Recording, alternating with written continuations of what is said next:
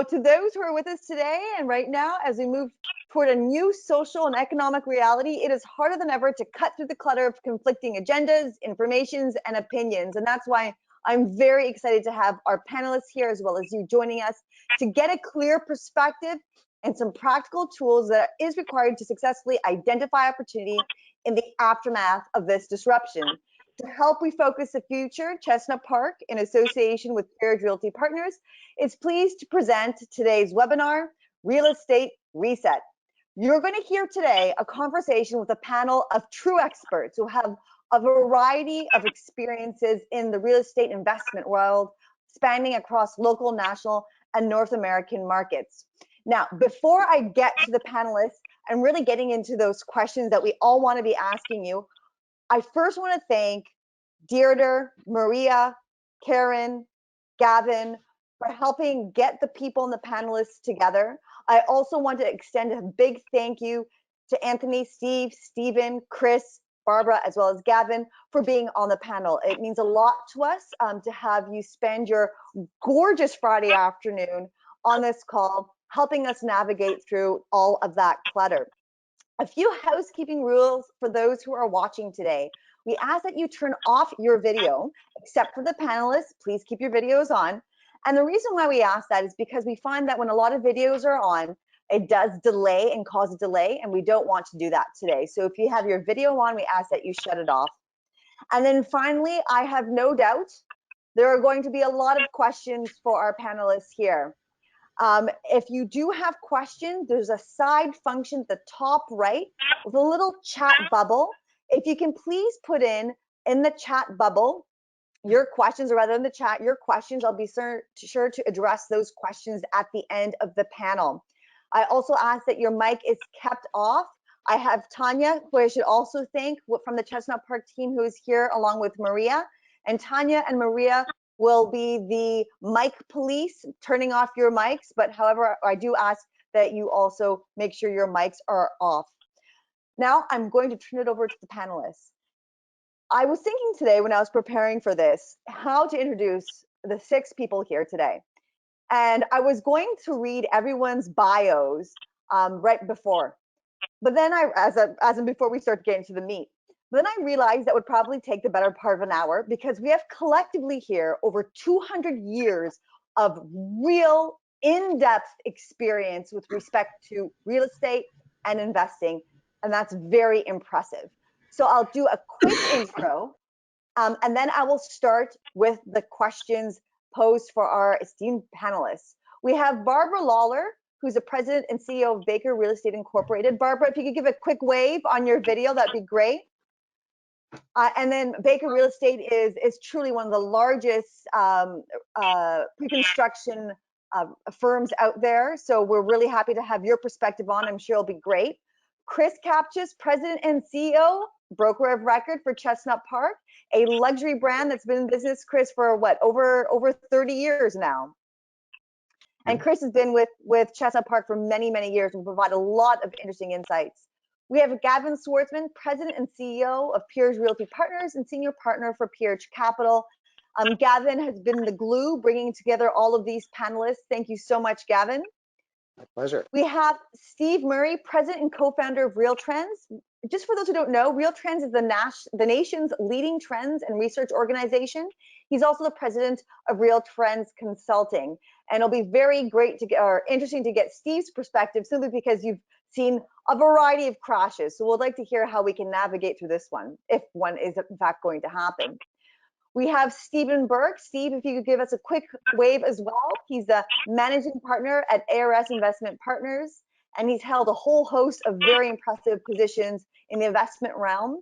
And finally, we have Anthony Scilipoti, president and CEO of Veritas Investment Research Corp. You may actually recognize Anthony because he is a speaker on a variety of different media channels on BNN and so on, who's going to provide a lot of color, perhaps a different perspective on what's happening in the real estate realm. Again, for those who are joining us, we do ask that you keep your mics off as well as turn off your videos. And the reason being is because that gives background noise when they aren't off, and as well, having videos on does slow down the audio. We just got to get this done right, eh? And again, we have someone on with their mic. If you could turn your mic off as well, because we can hear you talking about your deal. I'm sure you don't want everyone else to know about it. So with that, I'm going to start with Barbara Lawler. Barb, we were talking about various different points. COVID-19 has been extremely important in understanding what's happening in the real estate market, specifically in your industry, for a variety of issues or reasons. My question to you is, what's surprising about how the pre-construction real estate market has responded during COVID-19? What will change permanently? What will we no longer see anymore? And what do you think will go back to normal? So I'll throw it out to you, Barbara. Please take it away. Thank you, Natalka. Pleasure to be here.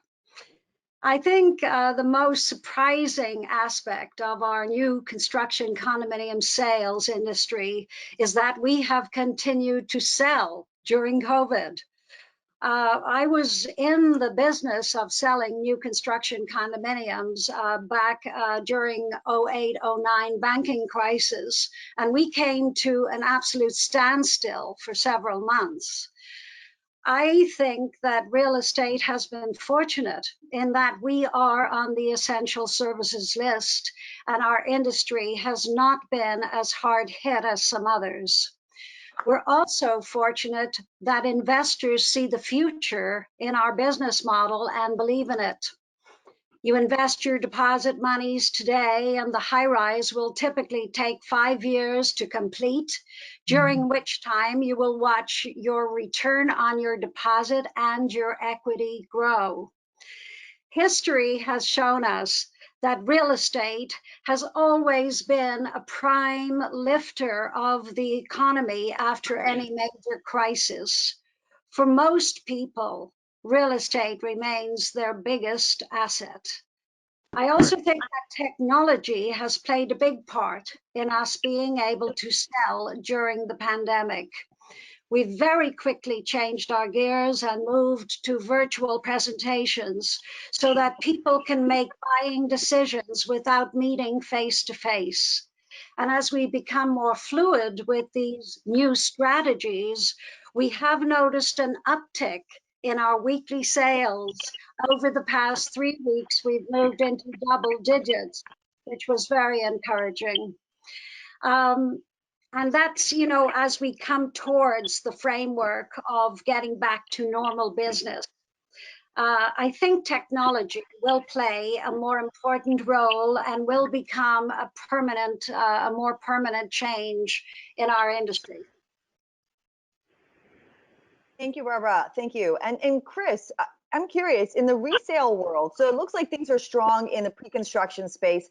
Things are picking up, certainly. Chris, what kind of comments would you like to add in the resale space? Any trends that you're seeing? Anything that you think will accelerate as far as trends? Or is everything just as usual? Thank you, Natalka. I'm happy to be here. I actually thought about that question before. Actually, Natalka, you might want to remind people to take their mics off and to mute their mics, and also to turn off their videos, because there's still a number of people that are still on, and I think it's in the quality of the presentation. So anyone again, if your video's on, please turn it off. Please. Thank you, as well as your microphones. Bottom left, you'll see two functions. Just make sure it's red. That indicates it's off. Thank you. Thank you, Chris. Thank you, Natalka. Actually, I think I can sum it up in 2 words in terms of what I think the trends that are going to develop, and those 2 words are space and sanctuary. With respect to space, I think what a number of people have discovered during this pandemic, and the fact that they've had to stay home and isolated, is that certainly in the case of condominiums, they've discovered that they don't have enough space to live in a comfortable and enjoyable fashion. And so I think we will see a trend away from condominium living to freehold. The problem with that, of course, is going to be we've had a supply problem in freehold prior to the pandemic coming to play. And that is going to be accentuated by the fact that no new product has come to market during the pandemic. So that may be a trend, but people's ability to fulfill that may not be that easy. And the second one is sanctuary. I think even before the pandemic came into play, people, because of the costs of housing in a metropolitan area like Toronto, were already looking to move outside of the city to some of what we would call, I guess, the second tier cities that surround the city of Toronto and the Greater Toronto area. That is going to be accelerated, where people will have more living space, more outdoor space. And I think what will further accelerate it is the fact that during this pandemic period, people have been working remotely. They've learned to work remotely. Some have learned to work remotely very efficiently. So even if their actual place of business is in the GTA, in our case, they might still be able to move outside of the city, find housing that's less expensive than in the GTA, and at the same time be able to carry on their work now with all the technology available on a remote basis. So I think those are the two trends that the pandemic has not necessarily created, but certainly has accelerated and will continue as we move forward. Thank you, Chris. Thank you. Gavin, question for you, because you span both the US and Canadian market. How has the Canadian real estate market reacted differently to COVID-19 than in the US, or is it similar? Are you seeing trends as well that Chris is alluding to in the US? For sure. Well, thanks again for having me, and thank you everybody else that's given up time on a Friday of beautiful weather, and for our US colleagues, a Friday of a long weekend. I think whenever you're comparing Canada to the US, you've got to be very careful, because we're dealing with two, very large geographies, and in particular with the US, with the population that they have, there's vast differences in what you see from market to market. So if you were speaking to someone who's based in New York City right now, you'd get quite a different answer to someone who might be based in in some of the other areas. Just to give you an example of the extremes of sort of recent statistics on transactions, I was reading last week in New York, there was a grand total of 2 contracts that were entered into for properties worth over $4 million. Just think about that. The whole of New York City, 2 contracts. On the other hand, there are people who we speak to regularly, and Steve Murray can attest to this, I'm sure he will later on, whose volumes did not go down very much through the various stages of lockdown. And in fact, right now we're trending above prior year as we're at right now. So you kind of have those really large extremes in the U.S. What I would say in Canada, we have seen transactions continue, albeit definitely at a much lower pace than you would expect seasonally, and also compared to the prior year. But as each week goes by, especially in May, we're starting to see that the level of activity is picking up, and so as we start to look forward to our protocols being relaxed, because we tend to be behind the states right now in terms of the authorities and where we're at. I think we're all looking forward to seeing similar kinds of trends to what we're seeing in the U.S. Where I'll say things are actually very similar, and it's sort of picking up on what Chris was just saying a few minutes ago about what it means to be at home. If you just look at the vernacular that the government's been using for this period of time, in Canada it was stay home. In the U.S., I love the term. It's called shelter in place. And in Colorado in particular, they have their Safer at Home program. All of these connotate your home is a safe place. It's a place of sanctuary. It's a place where, kind of keep you away from, what's going on out there. And I think as you kind of look at that, since the beginning of time, the aspirations that, humans have for a place to live where they want to spend time. is an enduring part of our existence. Thank you so much, Gavin. And actually, Steve Murray, I'm going to turn it over to you. Steve, this is not your first rodeo. You've been through a variety of different economic booms and busts. And our question to you is, you've been at this for 44 years. What should we expect in 2020 to 2021? And you could speak to this from a variety of different perspectives, from the broker owner perspective, the agent perspective, the investor perspective. So what we're seeing already in the US, and I think we'll see the same thing in Canada, is once agents are allowed to go do their work again, we're going to see a bounce off the bottom. We're seeing it across the US.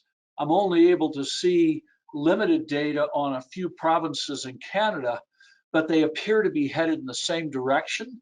But what we're expecting for 20 and 21 is this. We're likely, both US and Canada are likely to bounce. 40 days ago, we thought we were looking at 40 or 50 or 60% declines in housing sales for the next quarter at least before we saw a recovery. It's happening a lot faster. Already, most US markets are already back to 70 to 75% of homes being put under contract versus the same time a year ago. It probably, however, is going to settle somewhere between 75 and 80% of where we were 3 months ago. Two reasons. One, the unemployment rate in the US is about to go over 20%, and the unemployment rate in Canada, I just checked a minute ago, is already at 14%, and that's probably heading higher. So there's a big chunk of our populations where household incomes have been significantly impacted. They're not likely to be in the housing market. They may be sellers, but probably not repurchasing on the other side as much as they would have in the past.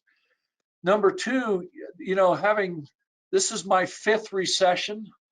Canada missed one of them in there, but yours was longer in the late 80s, early 90s than ours was. Here are a couple things about those recessions. Number one, it takes longer for housing sales to recover to where they had been than most people think.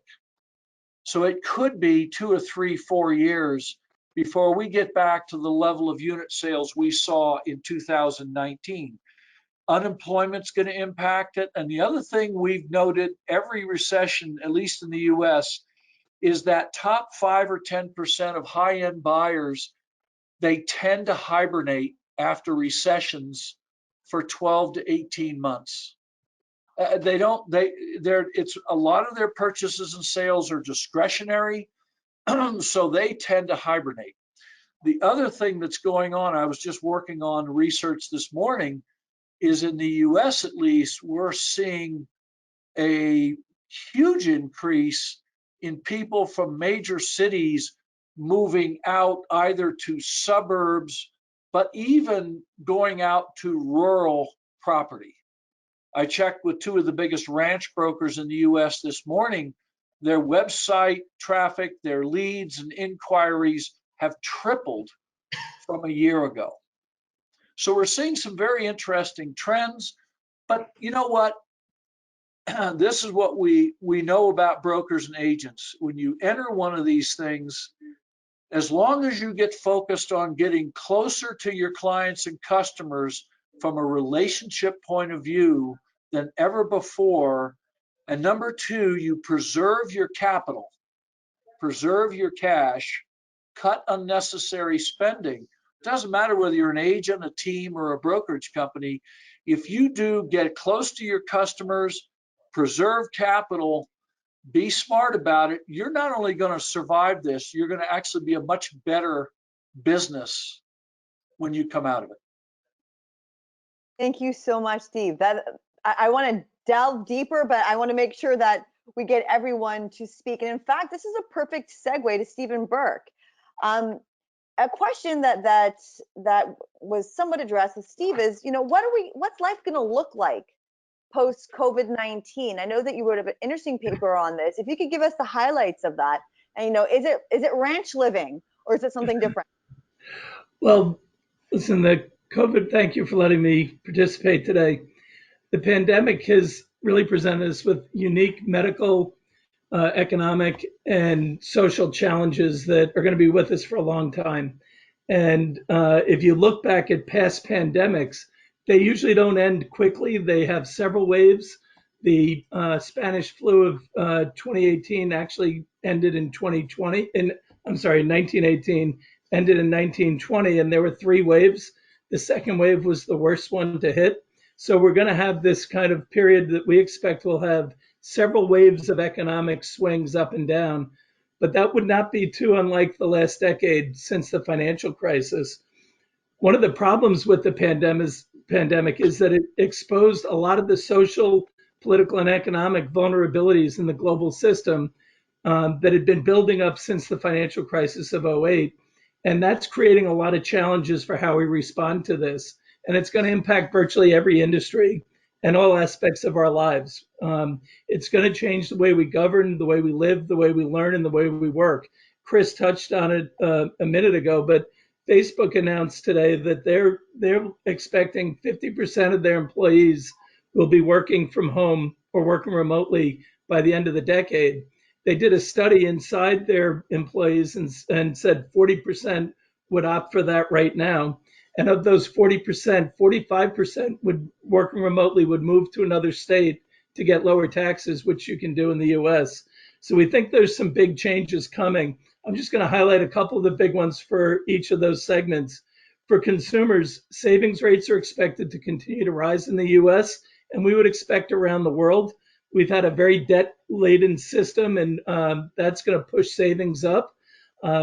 The switch from rent to own, we expect to start to pick up again because a lot of assets are at tough levels. Fixed income investors with zero interest rates or near zero interest rates have fewer opportunities where they can put money. So we think they're going to go back to buying homes in the US as a long-term investment as opposed to a short-term trading opportunity.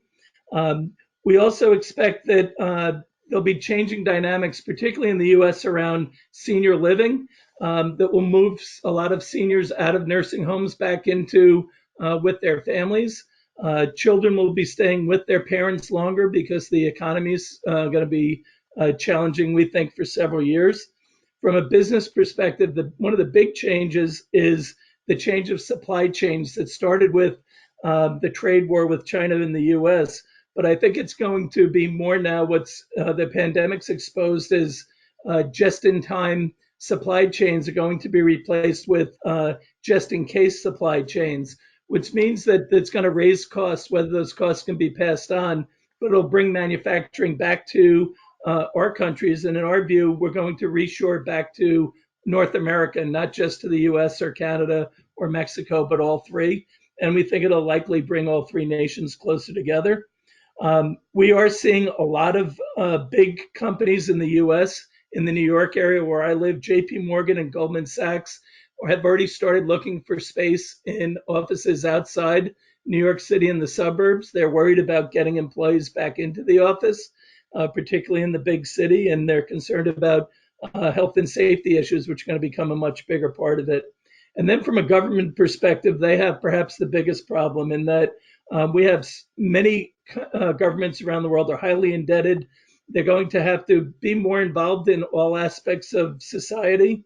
They're going to have to make big investments in infrastructure. And when we say infrastructure, we think about it from four perspectives: healthcare, education, physical infrastructure, and digital infrastructure. And we think there are going to be bigger changes to tax structures coming around the world to deal with the financial difficulties that governments are under. So with that, I'll stop. Thank you so much, Stephen. There's a lot that's happening. And in fact, one consistent theme that I'm hearing throughout all the panelists, and then Anthony, we're gonna get to you right now, is that where we choose to live is going to change. So Anthony, in that, given the fact that we're having a flight outside of the urban core, so on and so forth, So with that in mind, Anthony, what are you most hopeful about with respect to the future of the real estate market, and what's making you nervous right now? And I know that we spoke at some great length with respect to the indebtedness of Canadians, which seems to be a little bit different to that of Americans. And in fact, the saving habits are quite different. So Anthony, if you could speak to that, that would be great. And what that Sure. means for the real estate market. Yeah, of course. Thanks for having me. For those people that may not be aware, we're an investment research firm. We also have an asset management arm, and we look at the and have spent a lot of time and attention to the real estate market because of its impact on consumers, individuals, and therefore spending, and especially, of course, banks. So we use it as a backdrop of on-the-ground work so that we can better help our institutional clients make better investment decisions.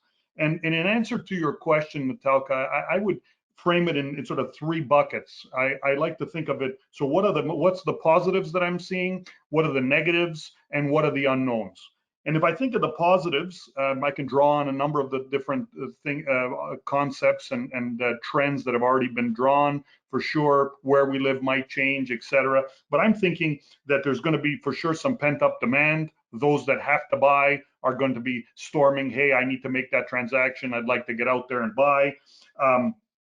There's been tons of stimulus efforts from governments, so certain groups of individuals may be in a better position to actually buy or feel more comfortable as a result, and that could lead to some growth.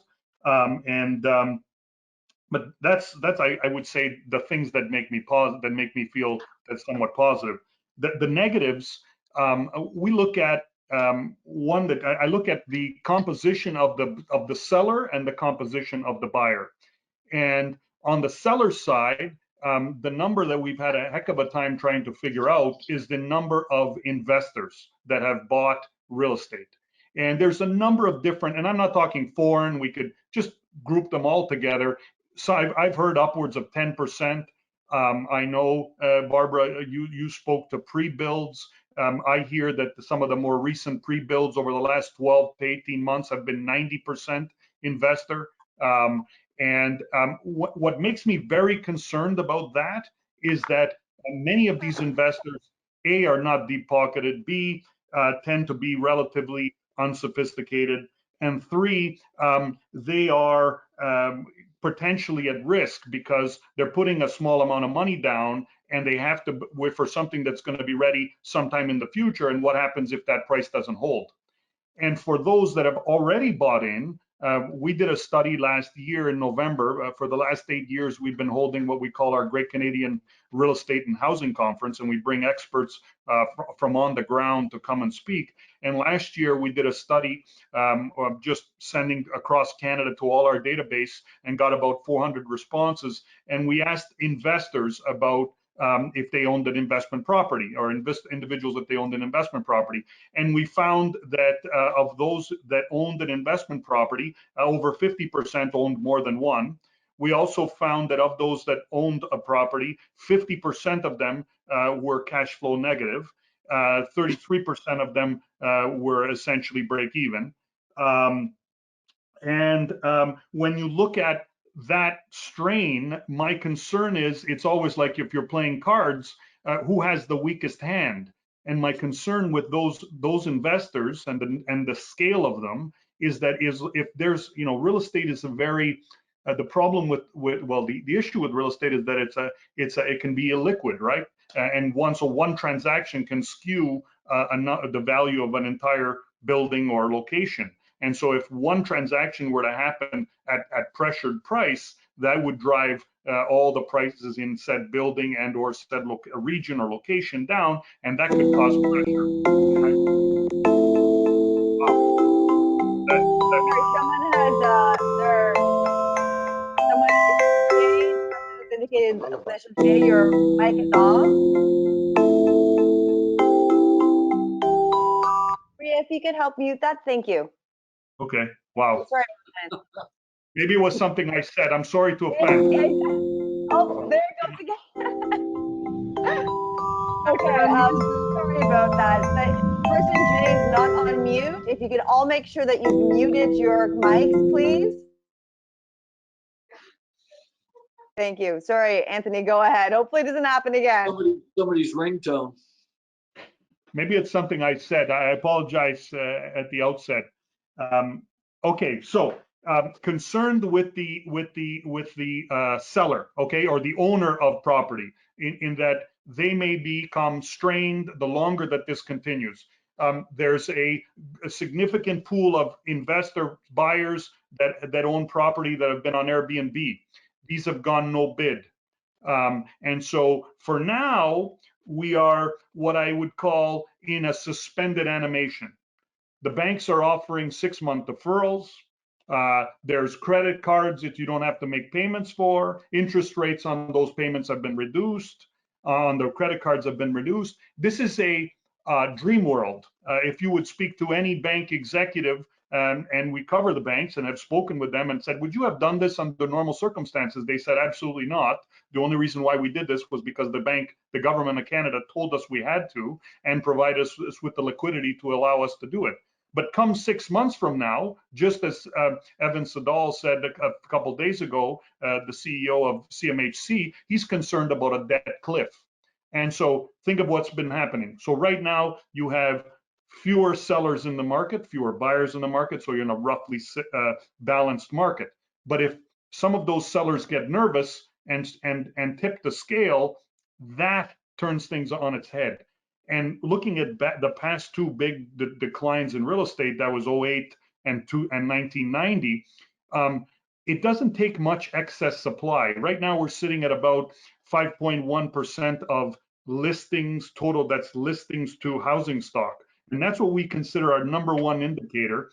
And so in 1990, it peaked at 7.3%. So all you need is another 2 houses for every 100 in the population to come for sale, and that could tip the scale to a buyer's market.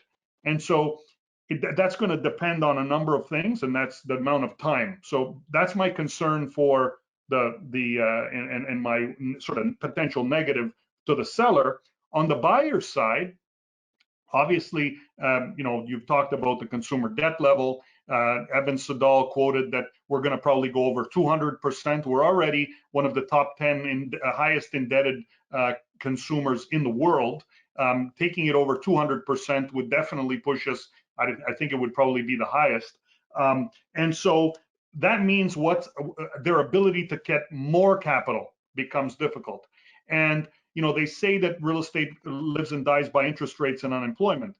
And I would just add a wrinkle to that interest rates are critical. So you have interest rates very low, that should be extremely stimulating. And that's another positive, obviously, for the market. But no one in their right mind will lend to someone that doesn't have any cash flow, that doesn't have any income. So that's why those are so married together. And as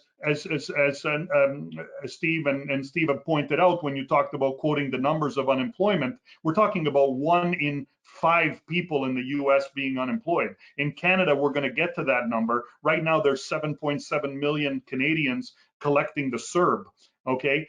But there's only 3 million that are unemployed, okay? Something's wrong there. Our unemployment rate's going higher, okay, as soon as the CERB's over. So we had already, we'd been watching what you call the debt service ratio. That's the cost of carrying your debt over your disposable income. That peaked in Q3 of 2019 as interest rates were rising, incomes were relatively flat. That is the indicator that means that the individual's under pressure. And that already peaked higher than the financial crisis in 2008 in Q3 of 2019. And that's why I'm very concerned that the buyer is now really stretched. The ability to buy another property or even maintain their property becomes a problem. And then if they tip to a seller, that makes an issue. Obviously, the unknown bucket is what happens to our economy, how long this continues. As Stephen pointed out, there tends to be additional waves. I hope there isn't an additional wave. However, I'm not in the business of advising my clients to invest on hope. So I think you gotta, this is a market that you want to be very cautious of and really do your numbers. It's not one where we would just be blanketing buying any particular assets. I would be doing the numbers, and if the numbers don't work, I just wouldn't buy it. Thank you so much, Anthony. And in fact, let's talk about investors right now. And Barbara, I'm going to turn it over to you.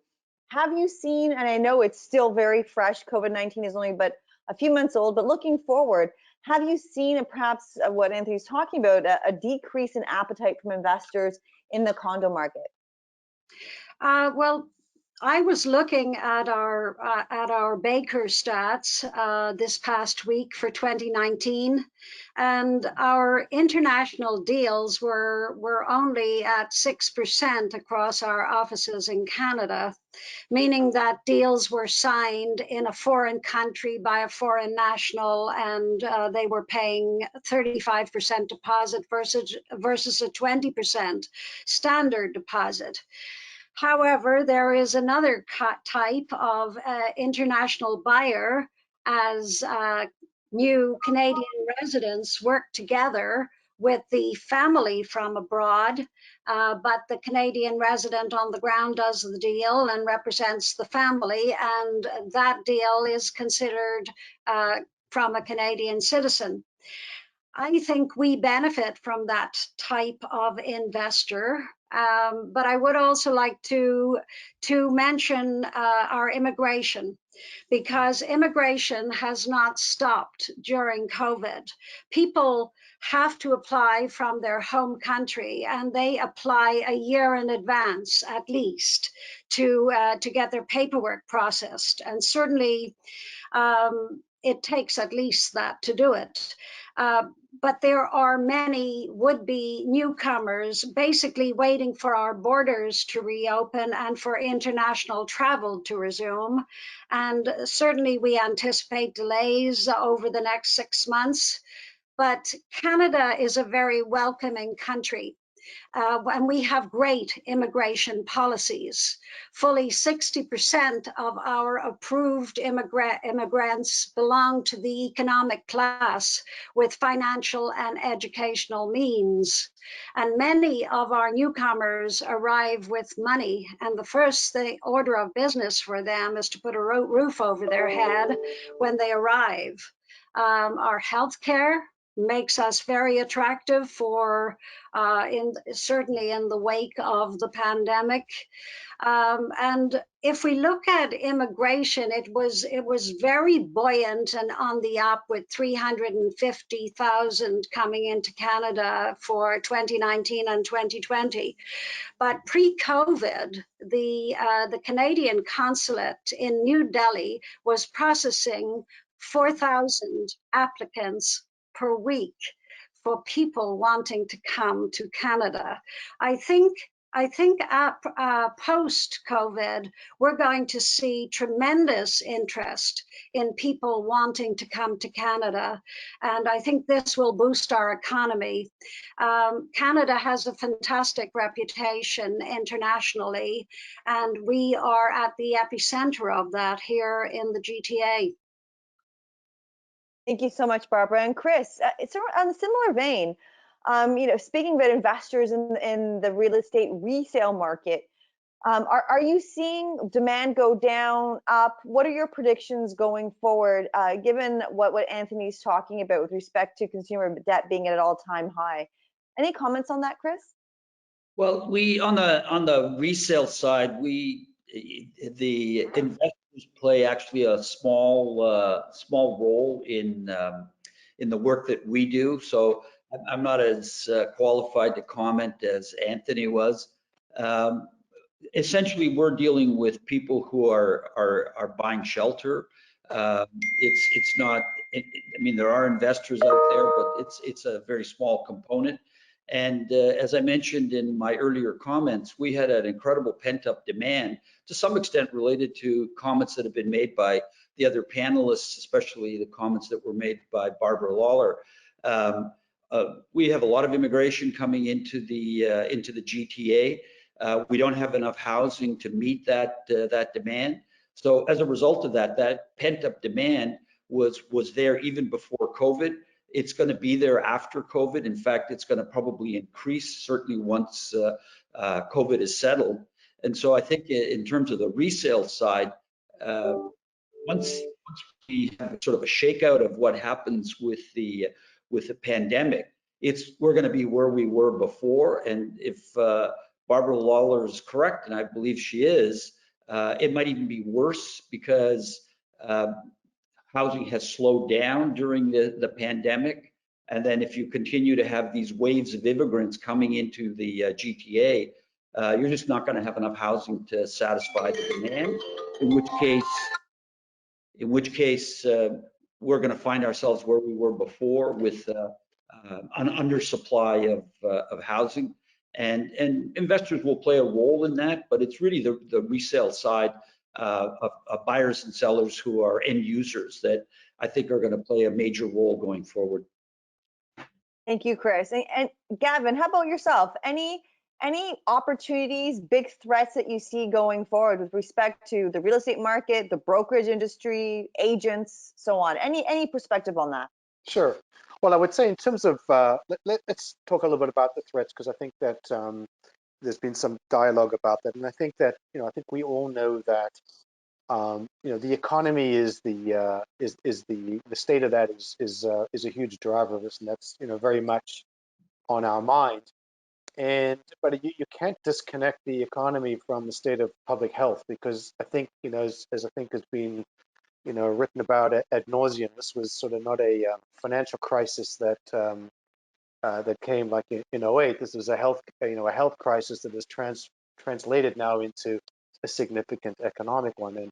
And certainly we've gone from we'll have a vaccine or a therapeutic treatment in no time, and we'll bounce back, and it'll be like this never happened. We just got to forget about the first 8 weeks, to a much more realistic assessment right now, which is that with all of the resources globally being invested in a therapeutic, I think there is a common belief and certainly hope that there will be something that that will come sooner than later. But in the interim period, we're going to have to do what humans and any other living being on this planet has done since the beginning of time, which is adapt to living with certain different changes and risks and things of that nature. And we're witnessing that with our very own eyes, and seeing how different jurisdictions handle that. But so I think that that's really the big thing from if it's a short-term thing. I think we can all agree it's a much different equation than if this goes on, the longer it goes on. And then it gets to sort of certain geographies. I would say if we're talking about the GTA, 3 months ago, all you could talk about was, there's lack of supply, vacancy rates for rentals were like in the 1% range. Where are all these people going to live? There's no more land. And then 3 months later, those needs have not really gone away, but it's going to be how we adapt to dealing with, people need roofs over their heads one way or another, and it's a priority. So, it may affect other parts of the where people spend their money. But obviously, that's from a threat side. From the opportunity side, as a brokerage, if I can just kind of shift there, is we've kind of been watching technology play an interesting role throughout, not just the COVID, but but before that. We sort of have a point of view around this being a very hands-on, personal experience with a trusted advisor to help navigate through, what is a, lifetime decision that's being made. And I think even now, with all of the economic uncertainties, it's even more so. But we're all still ultimately talking about, the most important investment that people are going to make, not just economically, but how it affects their life. It's their home. And so that personal experience to us has always been, critical to our point of view of how you compete.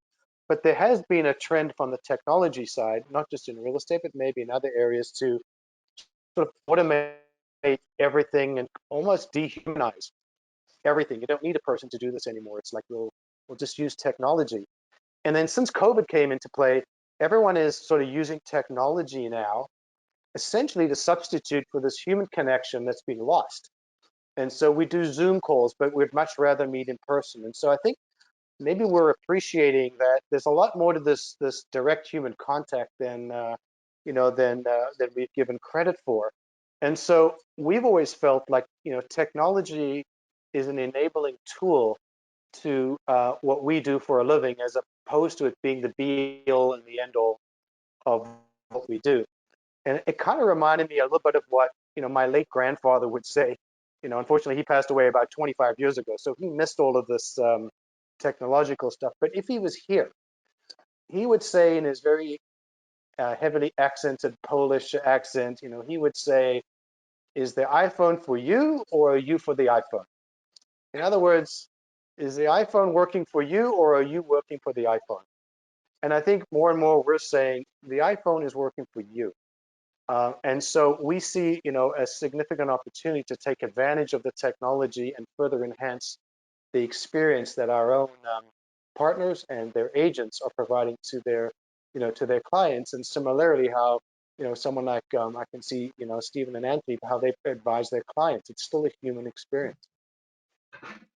Thank you so much, Gavin. In fact, that's a perfect question to pose to Steve Murray. Steve, you've seen and worked with and consulted with all sorts of tech companies in the real estate space, brokerages, so on. Given what Gavin was saying about technology becoming a key part in how we operate, how are you seeing brokerages and agents change how they operate right now, but also going forward? Steve, you're on mute. Yeah. Steve, I believe you are still on mute. There we go. There you are. There you are. So we've been doing recent buyer and seller research on our own for 20 years at Real Trends. Throughout all the technology that's arrived, the usage of agents has gone from 20 years ago, 81%, and a year and a half ago, it was 90%. And it was even higher for younger generations. Having a empathetic, human, trusted advisor to help you sort through options seems to be on the rise, not the decline with technology. Having said that, I can't speak to every province and every state, but there have been holdouts to things like online forms and digital signatures and the actual use of these technologies.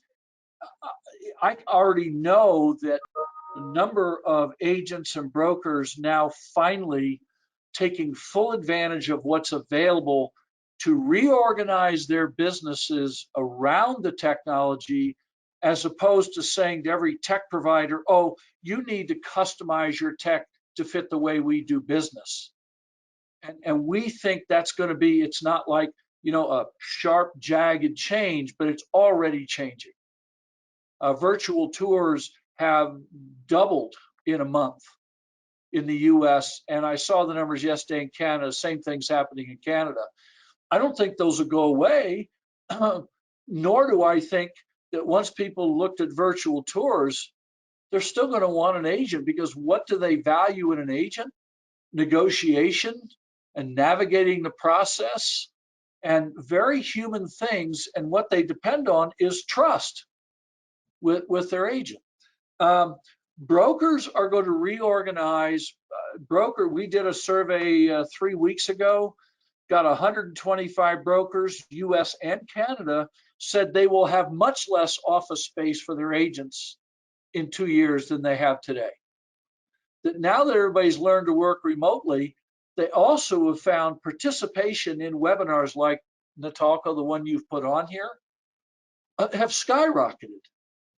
So for training, for company information, for all those kind of things, actually, these are turning out to be a whole lot more effective than physical gathering.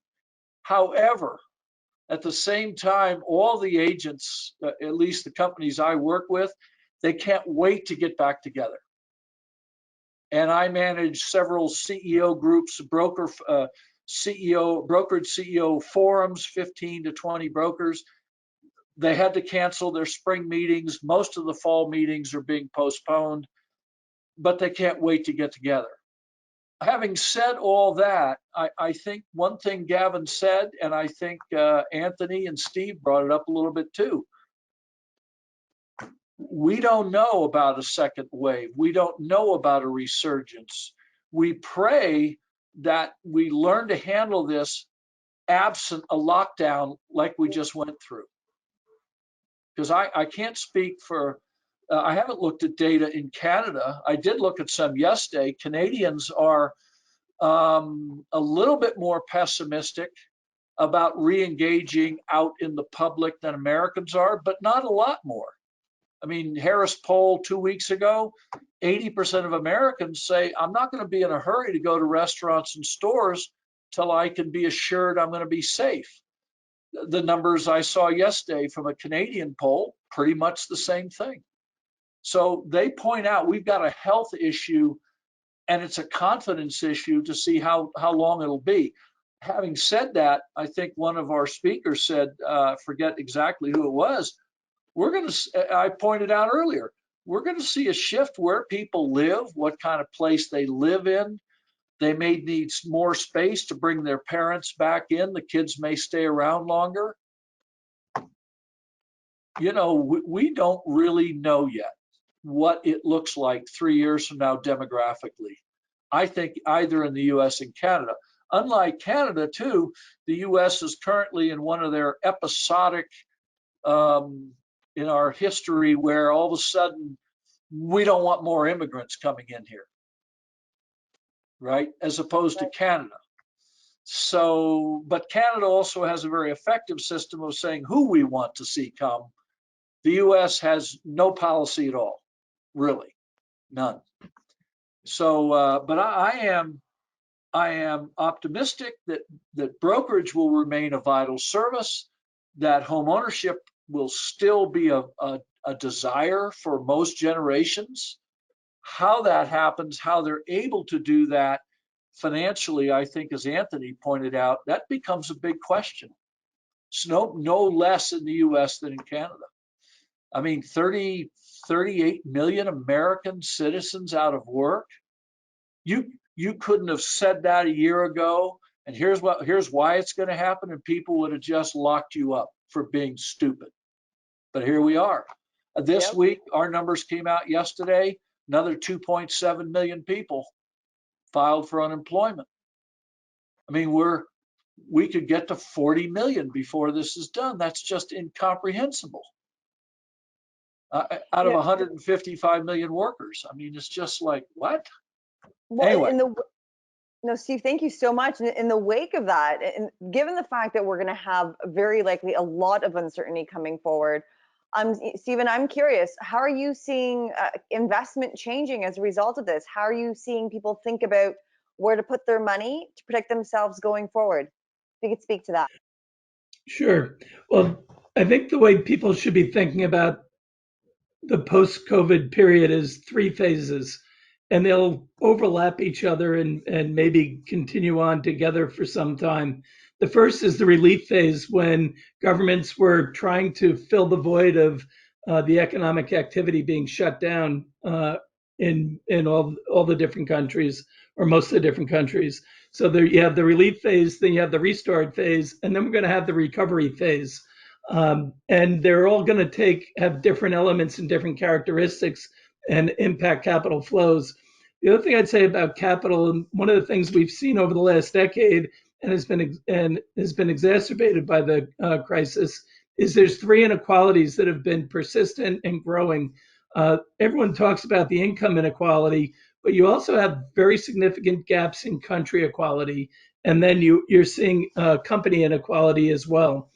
The US, Canada, China, and India were three of the top 10 nations that over the last decade have shown reasonable growth in GDP, in the combination of GDP and population. And as Barbara pointed out, your immigration policies are light years ahead of the US in terms of that. We let in skilled laborers. We're capped at 85,000. You basically take in between 300 and 400,000 skilled laborers, which is why they get integrated into the system, as well as Barbara described it. But where we see capital flowing is very narrow. Just to give you a sense, the top 5 companies in the S&P, Facebook, Amazon, Apple, Google, and Microsoft, account for 20% of the market cap of the S&P, which is equivalent to the bottom 350 companies in the S&P 500.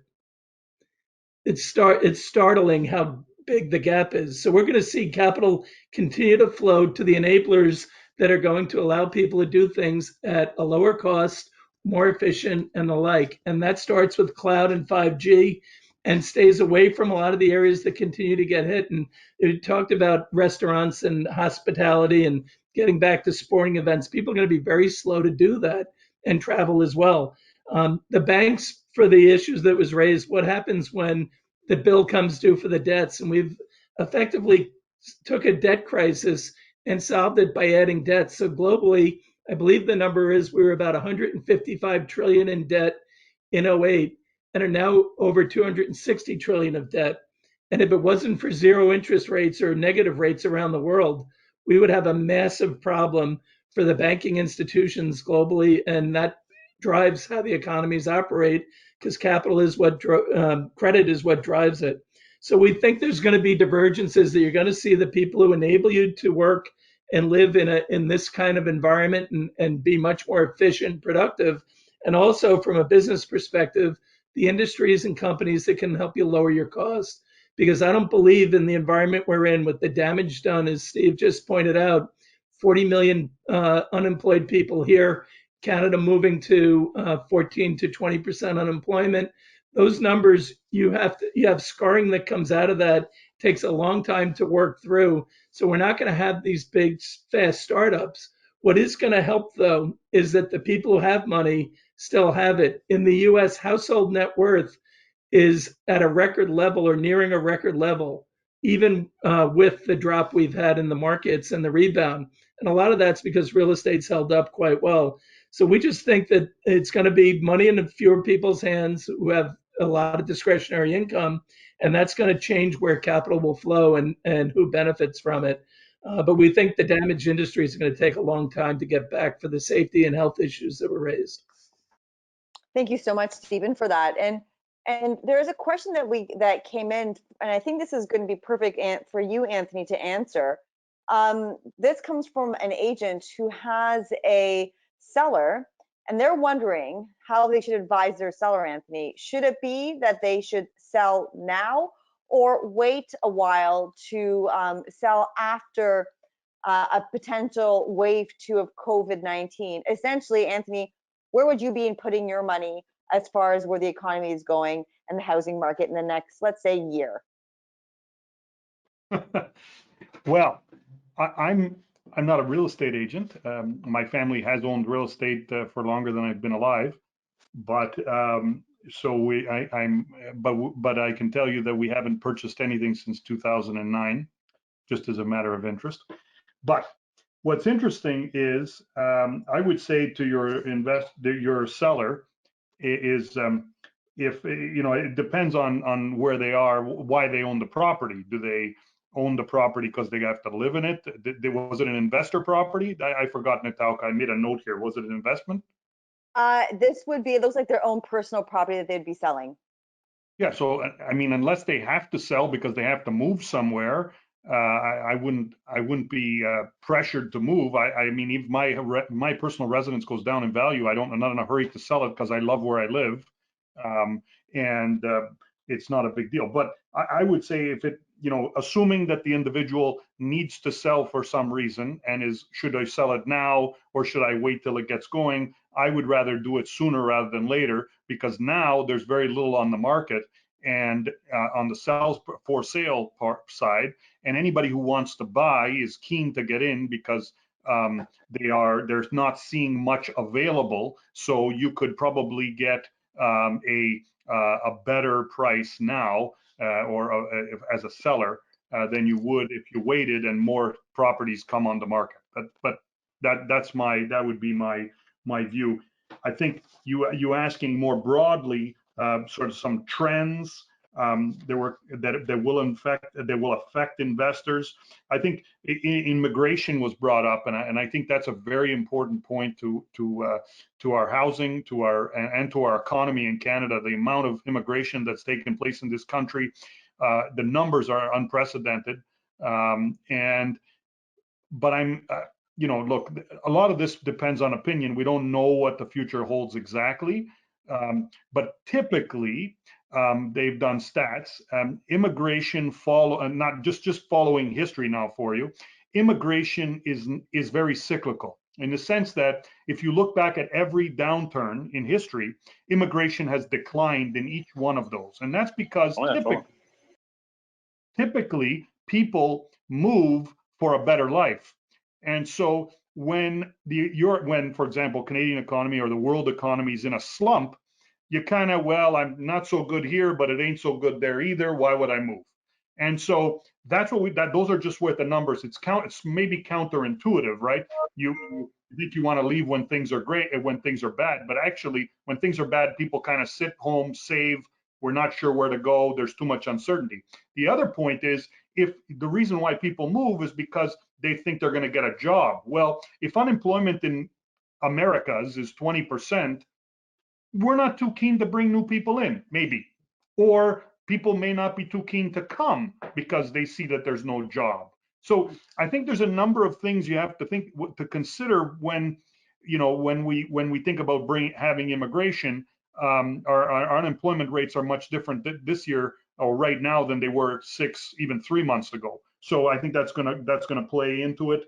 And if I were to thinking about the types of properties, I think I always would favor, if I'm thinking as an investor, where I can have multi-plexes and/or have more people living. I think that A+ type buildings will suffer from being brought down in price in terms of rental rates, whereas the B quality type properties, they're going to appeal to more people. They'll hold their value better. So that would be an area that I would be thinking would be something that would be interesting. Thank you so much. Thank you, Anthony, for that. And Barbara, last question for the panelists here as we wrap up, as we are coming up on that time. What is a half-baked, crazy prediction that you have coming out of COVID-19, whether it's the next year or the next month or the next 10 years? Let me get my crystal ball out, Natalka. I think, I believe that life is cyclical and we are going through a difficult phase. This kind of health crisis, not exactly the same, but there have been health crises in our history, in our human history. It will pass. And meantime, we will have developed new and dynamic ways of doing business. It's up to us to find the positives. This will be a new beginning, and real estate will always be essential. Thank you so much, Barbara. And Chris, we received a question that I think would be that you'd be able to answer best, and it has to do with the resale market. Given the fact that I think a few of the panelists have said that people are changing where they work, and that means that they are working from home now. And if Tony Ma, if you could please make sure your phone is off, your mic is off, please. Tony Ma, thank you. Sorry, Chris. With respect, this question comes from Michelle Jaslovic. Essentially, given the fact that people want to work from home or have that option, do you see there being a larger flight away from the downtown core to the outskirts, and do you think that will negatively impact home prices and home values in the 416 area? Well, I think I answered that question already in one of my preliminary comments. I definitely think there's going to be a flight out of the GTA. It was already happening before COVID-19 and the crisis that we're currently facing. I think it will continue, probably somewhat accelerated, and I think a number of the panelists has commented on the fact that people can work remotely. That also is accelerating that process. But the fact that immigration is still continuing will mean that there'll be a continuous need for housing in the GTA because immigrants generally tend to go there. I don't have the exact numbers, but it's been somewhere in the area of about 110 to 120,000 immigrants on an annual basis making their way into the GTA. So even with flight out of the GTA and the central core of Toronto, you're still going to have an influx of immigrants coming in that are going to continually put pressure on the supply side of the market. But I think what all the panelists have been saying, and I'll make a few comments in this regard, is there's so much uncertainty about the future in almost all of the areas that we're talking about, whether it be on the investment side or whether it be on the new construction side or even on the resale side. It's because we've never been in a situation like this before. I mean, we've been through recessions, but this is kind of a politically made recession flowing from a health crisis. How we make our way through this is going to depend on so many different factors that it's very difficult to look into a crystal ball and have accurate answers as to where we're going to go. But I think probably, at least from my perspective, and they're more sophisticated panelists than me in this regard, it's probably the recovery on the real estate side is going to be similar to the recovery of the real estate situation that we experienced after the 2008 market crash. It took us about 9 months after the low point to get back to where we were before that low point. And I suspect that we're going to see the same thing happening this time. I know there's a certain excitement and there was some commentary on what's happening in the United States. We were never completely shut down here in Ontario. We were an essential service, so we were continually open. All our offices were open, even though they were open on a skeleton staff basis. So we continued through this. In the United States, a number of the states were completely shut down. So I can understand the initial bounce, but I think as time goes on and the impact of the financial matters that we've been talking about, you'll see a decline in those markets, and we will slowly begin to grow in our markets. And as I said, I think it's a 9-month period, but I would bow to Steve Burke, hear what he has to say on that, because obviously has much more experience from that perspective. But that's how I see things unfolding from the resale side over the next 9 months or so. Thank you so much, Chris. Gavin, half-baked, crazy idea, prediction, get that crystal ball out. Well, those of you who know me, like sort of half-baked crazy is kind of not really what I do a lot of. And in many ways, it's because we're very fortunate at Peerage to have really wonderful partners who are, so much more knowledgeable than we are, and close to the action and in tune with their markets. That we have the benefit of that. But what I would say is, in general, I would say we have to balance between over extrapolating what's happening in this current crisis situation against ignoring some really sticky behavioral changes. So if you use flying as an example, if post 9/11, the pundits, no one will ever fly again, it's kind of the thing. There was a time, I can't remember when, I remember hearing a report from an economist that predicted that, this was even before, I don't remember if it was before or after 9/11, it said flying would become so expensive because the price of fuel was going to be so high that airports would need to be repurposed into alternative uses, including bowling alleys. Was the quote. I remember it from the report. So we all know where fuel prices are right now. So the uncertainty is just so great right now that I just think that what you got to do is sort of keep your eyes open and keep your cool, and look at what's happening. Like a trend, as Chris Kapsis was saying, a trend to move outside of the metro areas is a relative trend. I mean, there are still all kinds of reasons why people want to live in a metro area, for all the amenities and things that go on, and that will ultimately, in some way, shape, or form, come back in some way. So I would just say that I can't give you a half-baked one, other than the fact that our job is to kind of be nimble, keep our cool, work with our partners and their customers and be responsive to addressing their needs wherever they land. Thank you so much. Now I have two more questions for Stephen and then Anthony. Stephen, kind of on the legs of what Chris was saying with respect to recovery and so on, who do you think, or how are we going to come out of this? Canada, China, the US? What are you seeing in that crystal ball of yours? Well, first of all, two important elements of what has to happen because the environment we're in is with the amount of debt and financial policies that are going on. One thing I want to point out is we think rates are going to stay low for a lot longer than people can imagine. And if you want to see where you really start to worry about the debt burdens, watch interest rates if they start to move up.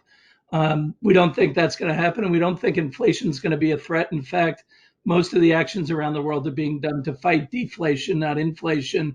And so that's going to weigh on people. But as it relates to the U.S., Canada, and China, I think you have to separate the reality from the rhetoric. The reality is that China has stated since the People's Republic of China came into being in 1949, they have goals to be the dominant country from an economic, military, and political perspective. And that didn't seem very realistic until about 10 years ago. And now they're the second largest economy, and they're really taking some liberties around the world, particularly in the South China Sea.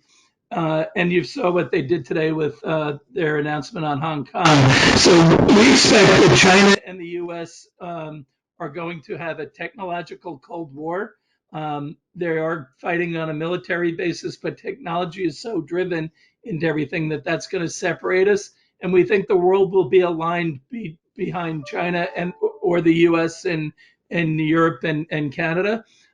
We think that this will bring the U.S. and Canada and Mexico closer together. And when you see reshoring come back, we think that you'll see much more collaboration between our three nations in spite of the policies of the U.S. over the last 4 years. We think that there'll be much better and closer alignment, which will create a lot of opportunities. And we think reshoring and what it can do to bring manufacturing and jobs back to the middle section of both our countries is going to be a very effective and powerful economic force. It'll create a lot of jobs and bring back jobs that were lost. And I think that getting a manufacturing sector going again in a much bigger way will be a very positive for both the economies of the U.S. and Canada. I think this is a long-term issue between the U.S. and China. Their goal by 2049 is to have world dominance in their mind. And it's stated, this is not a conspiracy theory. If you listen to the speeches of President Xi, he's made it crystal clear that that's where they want to go. So I think that's going to require us to keep a close eye on it. The rhetoric that you have right now is around the presidential election in the U.S., and it is a winning policy to be anti-China across both parties in the U.S. right now, and it's actually growing around the world. Europe is trying to put together a fund to stop China from buying European companies, and in Japan, they're actually in their fiscal stimulus put $2 billion to move supply chains out of China, not just into Japan, just out of China. So the groundswell is growing, and I think it's going to have big implications, particularly for capital flows. And we'll see that as it goes forward. And you saw that in the U.S. last year when they stopped a lot of the real estate flows into the U.S. So a long answer to a big problem that's going to evolve over quite some time, but there will create some opportunities, and I think particularly for central parts of our nations around manufacturing. Thank you so much. That actually is quite positive to hear that or have that perspective, particularly with respect to the onshoring of jobs. And Anthony, we'll throw the last question to you, and then we will finally release everyone to their Friday afternoon cocktails and glasses of wine. Anthony, if you could tell us a little bit about what you're seeing in the headlines, and it could be headlines with respect to investment, economic recovery, and what are we misinterpreting? What's being left out of the conversation right now? Right. Well, I think the things that are being left out is, it's things I've touched on. So I think when you see that there's, the transactions are down and prices are flat, that's not a real market, because we haven't seen the price discovery that's required for us to know what the actual price, the price is going to be. So I think that's one thing to be careful of. The other thing that always drives me crazy is averages. So the average rent in Toronto or whatever is X level. Well, that's rent is so specific. A building on the northeast corner could be a different rent than the one on the southeast corner. And so what we've done over the years is we take the price to rent and we calculate it on a per individual unit basis in individual buildings to see what's going on, to take the price, the price versus a buy versus rent decision, and look at it where it makes most sense around the city. And that's how you have to do it. You can't take these averages across cities or even across even the C14 or wherever all the just different groupings. Those don't work either. You have to be very specific on real estate. So that's another point that I see as being a problem.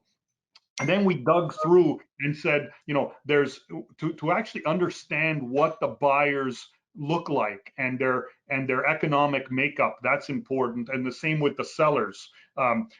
What's their economic makeup and what's their ability to sustain the property? That often doesn't come up in the numbers that are released. And I'll close off with a quick comment about sort of what I see happening here. And the real estate is so important to this country. It's 10% of our employment. It is almost 8% of our GDP. That's the highest it's ever been.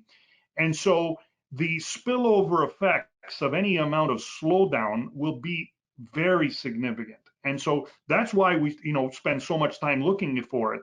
But like in any marketplace, whether I'm talking stocks, bonds, or real estate, the best opportunities are when things are in crisis.